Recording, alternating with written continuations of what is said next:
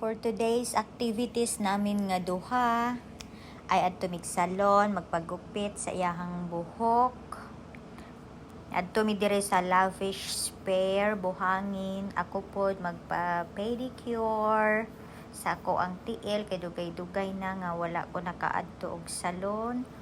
Og magpa-manicure pug ko sa ako ang kamot pero wala ko nagpabutang og polish. Unya ang ako ang buhok ako apod gipa Brazilian. Nindot ang ilahang diri ba service.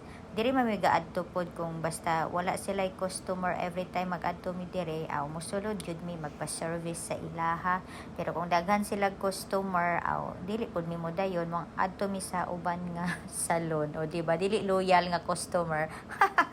So, anyway, sana siya humana siya gupit sa iyahang buhok ato nga time and jarang mao ni ang amo ang resulta sa amo ang mga buhok.